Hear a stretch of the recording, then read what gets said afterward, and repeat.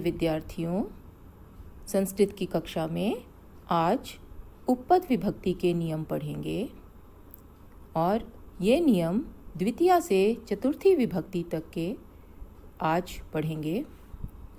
आओ पहले आज के लर्निंग आउटकम्स पर एक नज़र डालें। छात्र वाक्यों में प्रयुक्त विशेष शब्दों या पदों के साथ प्रयोग की गई विभक्तियों को पहचान कर लिख सकेंगे। उन विभक्तियों के प्रयोग का कारण भी लिख सकेंगे। बच्चों, उपपद विभक्तियां आपने पिछली क्लास में भी कुछ पढ़ी हैं।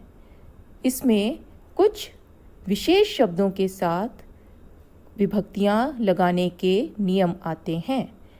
तो ये नियम क्या हैं, कैसे लगाए जाने हैं, किस शब्द के साथ कौन सी विभक्ति लगाई जानी है, ये इस वीडियो में बताया जाएगा।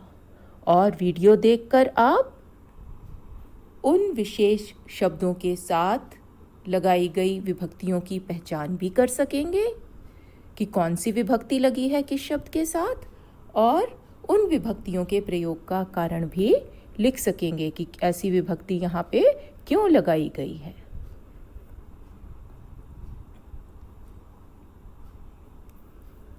पूर्व पठित, जो आप पहले पढ़ चुके हैं।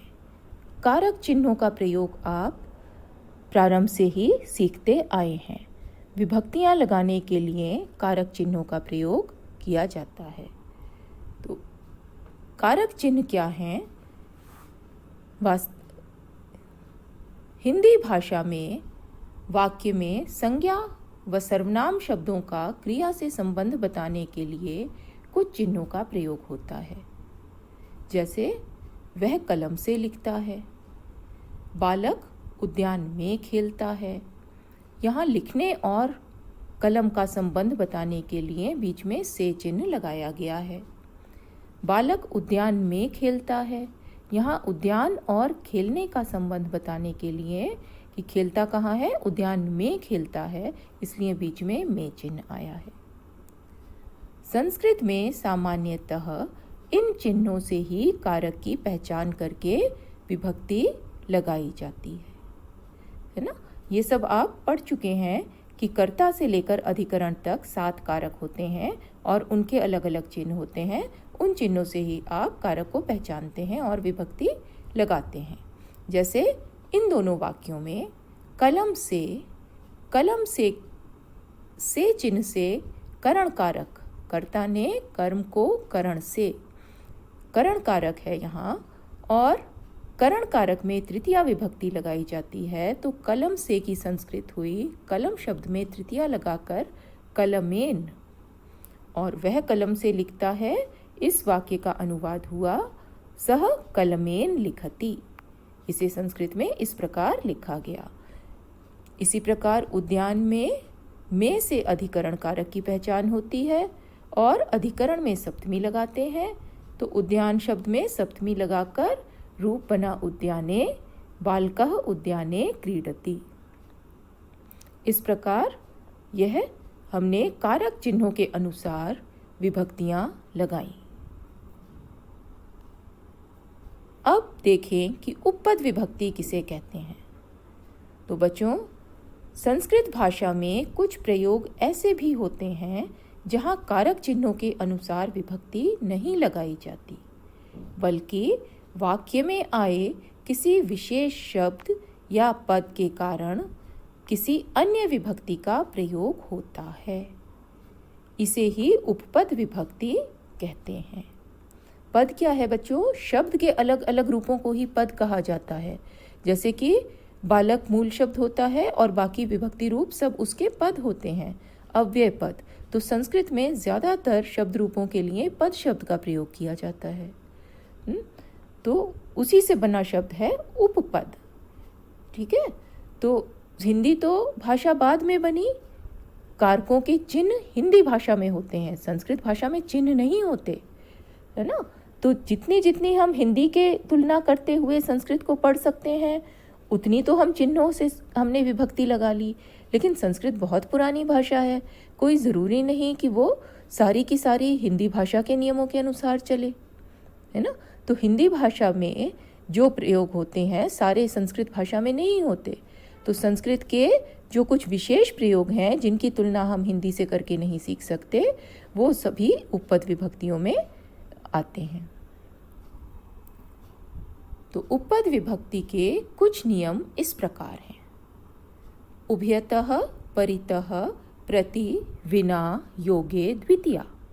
उभयतः दोनों ओर, परितः, परितः का अर्थ है चारों ओर, प्रति, प्रति का अर्थ है ओर, विना, विना का अर्थ होता है बिना। हिंदी में बिना कहते हैं, संस्कृत में विना कहा जाता है।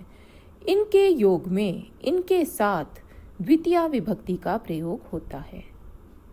तो ये पहला नियम है, उभयतः परितः प्रति विना योगे द्वितीया। जैसे इन वाक्यों को देखें, मार्गम उभयतः वृक्षाः सन्ति। मार्ग के दोनों ओर वृक्ष हैं। मार्ग के दोनों ओर, तो मार्ग शब्द में के चिन्ह आता है। तो अगर कारक नियमों के अनुसार विभक्ति लगाते तो मार्ग के, इसमें षष्ठी में काकी के आते हैं, संबंध काकी के, और षष्ठी विभक्ति लगाते। लेकिन यहाँ मार्गम उभयतः, उभयतः आने से द्वितीया लगी और मार्गम शब्द बना। इसी प्रकार मंदिरम परितः सरोवरम अस्ति। मंदिर के चारों ओर सरोवर है। यहाँ भी के को छोड़कर परितः के साथ मंदिर शब्द में द्वितीया लगाई। बालः अम्बाम प्रति धावति। बच्चा माँ की ओर दौड़ता है। माँ की, फिर की चिन्ह आ रहा था लेकिन षष्ठी विभक्ति न लगाकर प्रति के साथ द्वितीया लगाई गई। सबको समझ आता है ना कि क्यों लगा रहे हैं द्वितीया? उभयतः परितः प्रति आने के कारण। इसी प्रकार अंतिम वाक्य है, भोजनम विना शक्ति ही न प्राप्यते। भोजन के बिना शक्ति नहीं प्राप्त होती। भोजनम विना, विना के साथ द्वितीया लग गई। तो इस प्रकार ये चार शब्द हैं, उभयतः दोनों ओर, परितः का अर्थ है चारों ओर, प्रति माने ओर और बिना माने बिना। इन चारों शब्दों के साथ वाक्य में द्वितीया विभक्ति का प्रयोग किया जाता है। दूसरा नियम है, सह साकम सह अलम काणः बधिरः विना योगे तृतीया। यहाँ 5 शब्द दिए हैं। सह, सह माने साथ, अलम, अलम माने मत करो या बस करो, काणः काना, बधिरः बहरा और विना। विना के साथ अभी हमने द्वितीया देखी थी, लेकिन विना के साथ तृतीया भी लगाई जाती है। तो ये 5 शब्द, इनके साथ तृतीया विभक्ति का प्रयोग संस्कृत भाषा में किया जाता है। उदाहरण देखें, बालः जनकेन सह गच्छति। बच्चा पिता के साथ जाता है। सह के साथ तृतीया, जनक शब्द में अर्थ आता था पिता के, लेकिन षष्ठी लगने की बजाय यहाँ तृतीया विभक्ति का प्रयोग किया गया। जनकेन सह, सह के साथ तृतीया लगी। अहम मित्रः सह क्रीडामि। मैं मित्रों के साथ खेलता हूँ। तो सह आने से वाक्य में मित्रः शब्द में तृतीया लगी। बहुत सारे मित्र हैं तो तृतीया का बहुवचन लगा है। अलम विवादेन, झगड़ा करने से, विवाद करने से बस करो, झगड़ा मत करो। अलम कोलाहलेन, कोलाहल माने शोर, शोर मत करो। अलम असत्य वदनेन, असत्य मत बोलो। तो अलम के साथ विवादेन, कोलाहलेन और असत्य वदनेन, इन तीनों शब्दों में तृतीया विभक्ति का प्रयोग किया गया है। सह नेत्रेण काणः अस्ति, वह आँख से काणा है।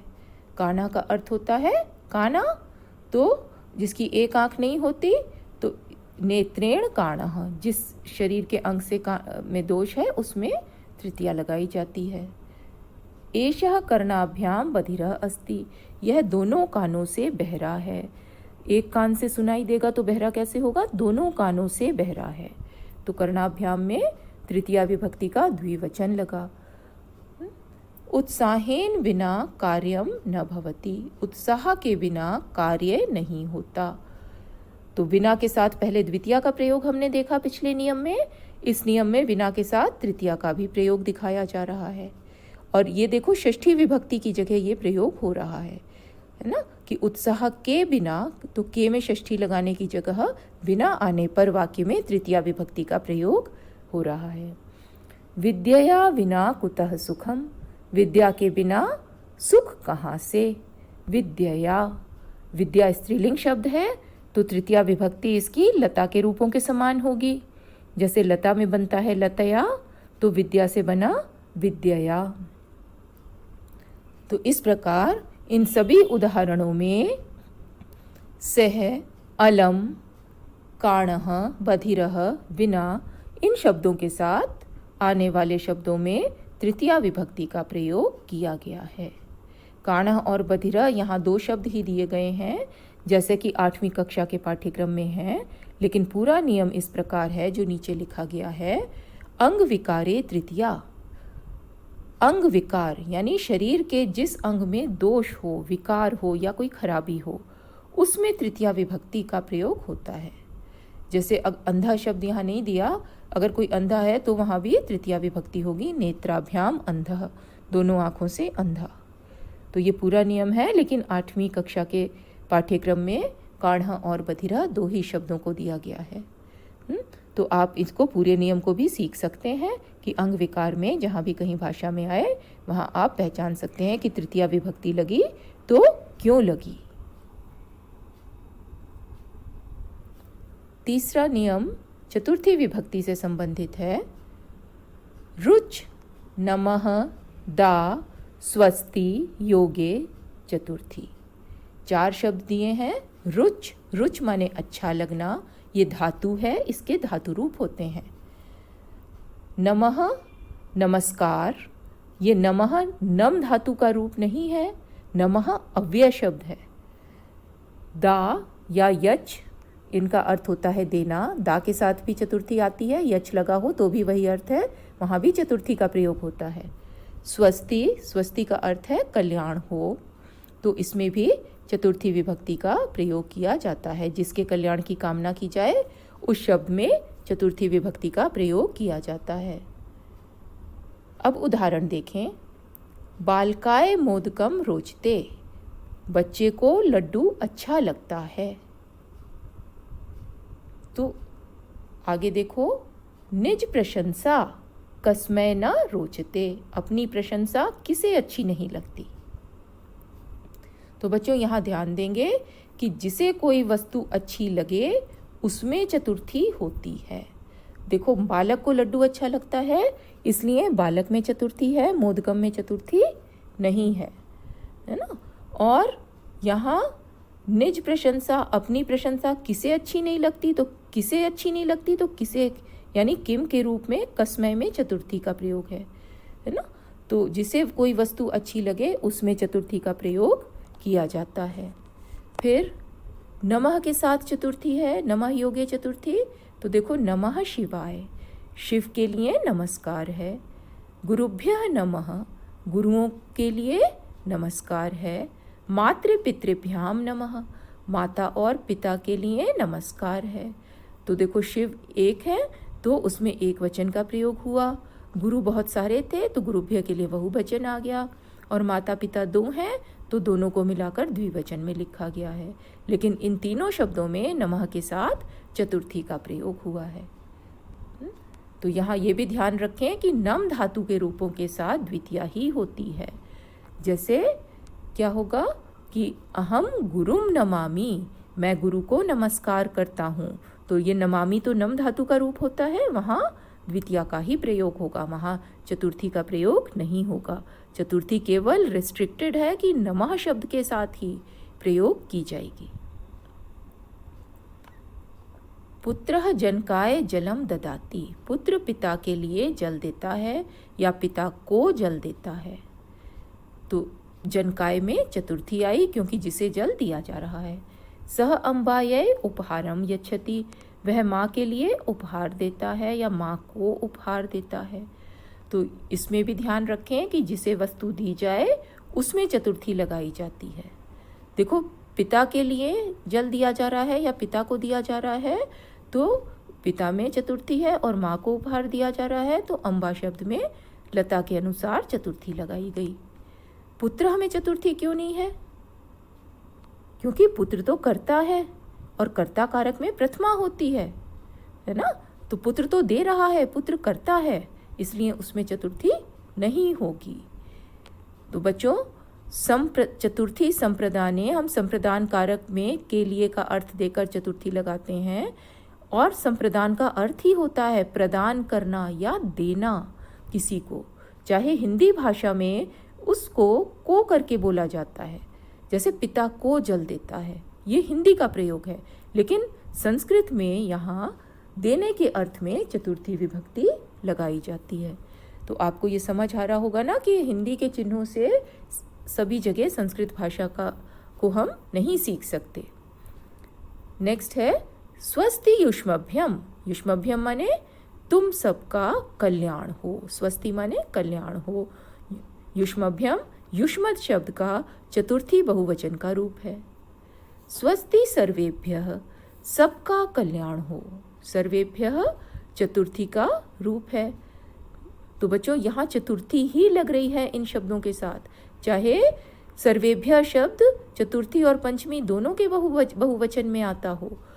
मातृपितृभ्याम 3 जगह द्विवचन में आ सकता है, लेकिन जब हम पहचानेंगे या कहेंगे तो यहाँ हमने चतुर्थी की ही पहचान करनी है, क्योंकि रुच नमः दा स्वस्ति योगे चतुर्थी, ये नियम है कि इन शब्दों के साथ चतुर्थी का प्रयोग होता है। आओ देखें कि परीक्षा में प्रश्न किस प्रकार पूछा जाता है। अधोलिखित वाक्येषु रेखांकित पदेषु प्रयुक्त विभक्ति ही तस्याः कारणम च लिखत। नीचे लिखे गए वाक्यों में रेखांकित शब्दों में प्रयोग की गई विभक्ति और उसका कारण लिखो। तो नीचे दिए गए शब्दों में कौन सी विभक्ति है और वो क्यों प्रयोग की गई है, तो विभक्ति और कारण दोनों ही पूछे जाते हैं। तो ये आधे आधे अंक के होते हैं। अगर 4 वाक्य परीक्षा में पूछे जाएंगे तो 4 अंक का प्रश्न होगा, और आधा आधा अंक हर वाक्य में विभक्ति और कारण के लिए होगा। सह भक्तेभ्यः प्रसादम ददाति, वह भक्तों के लिए प्रसाद देता है या भक्तों को प्रसाद देता है। तो किन्हें प्रसाद दिया जा रहा है? भक्तों को। तो जिसे वस्तु दी जाए उसमें चतुर्थी, तो भक्तेभ्य में चतुर्थी विभक्ति है। उत्तर में देखें तो इसका उत्तर होगा चतुर्थी, और कारण है आगे कॉमा लगा के लिखा गया दा योगे। विभक्ति भी बताई कि विभक्ति है चतुर्थी और कारण होगा दा योगे। इसे इस प्रकार ही लिखा जाएगा। फिर शिशुः दुग्धम विना रोदति, बच्चा दूध के बिना रोता है। दुग्धम विना, अब यहाँ तो पहचानना पड़ेगा बच्चों, क्योंकि विना के साथ आपने पढ़ा द्वितीया भी हो सकती है और तृतीया भी हो सकती है। तो जिस प्रकार आपने अकारांत शब्दों के बालक फल आदि के रूप पढ़े हैं, तो पहचानो कि दुग्धम में कौन सी विभक्ति है, इसे पहचानना पड़ना है। तो ये ध्यान है कि बस विना के साथ यहाँ द्वितीया या तृतीया होगी। पंचमी भी होती है, पर पंचमी का नियम अभी आपने पढ़ा नहीं है इस वीडियो में। तो क्या है? दुग्धम में द्वितीया, उत्तर में लिखा जाएगा द्वितीया विना योगे। फिर मालती अम्बया सह आपणम गच्छति, मालती माँ के साथ बाजार जा रही है। अम्बया सह, अम्बया में कौन सी विभक्ति है? रेखांकित शब्द में कौन सी विभक्ति है? तो अम्बया, अत्र तृतीया विभक्ति अस्ति। लता, लता के अनुसार अम्बया आकारांत शब्द अस्ति, आकारांत है, तो इसमें यहाँ तृतीया विभक्ति का प्रयोग किया गया है। क्यों किया गया है? सहयोगे, सह के साथ। किसके साथ जा रही है? अम्बया सह। फिर सूर्याय नमः, सूर्य के लिए नमस्कार। तो नमः के साथ सूर्याय शब्द में चतुर्थी का प्रयोग है, तो उत्तर लिखा गया चतुर्थी नमः योगे। तो बच्चों इस प्रकार प्रश्न आता है परीक्षा में कि एक शब्द रेखांकित करके दिया गया होता है और उसमें विभक्ति और कारण दोनों बताने होते हैं और इनके उत्तर इस प्रकार लिखे जाएंगे। तो आपने इस वीडियो में आज द्वितीया, तृतीया और पंचमी के नियम देखे। आओ उन्हें एक बार फिर दोहरा लें। उभयतः परितः प्रति विना योगे द्वितीया। साथ साथ बोल सकते हैं, उभयतः परितः प्रति और बिना के साथ द्वितीया आती है। सह अलम काणः बधिरः विना योगे तृतीया। इन शब्दों के साथ तृतीया विभक्ति का प्रयोग किया जाता है। रुच नमः दा स्वस्ति योगे चतुर्थी। रुच नमः दा और स्वस्ति के साथ चतुर्थी का प्रयोग होता है। इसके बाद आपने परीक्षा में किस प्रकार प्रश्न पूछे जाते हैं और किस प्रकार उनके उत्तर देने हैं ये भी सीख लिया। तो बच्चों अब जब भी किसी वाक्य में आपको विभक्ति की पहचान करनी होगी तो आप आसानी से कर सकेंगे और उसका कारण भी लिख सकेंगे। तो आज का हमारा यही लर्निंग आउटकम था इस वीडियो के प्रारंभ में। तो ये वीडियो अब समाप्त होती है और हमारा लर्निंग आउटकम भी हमें प्राप्त हुआ।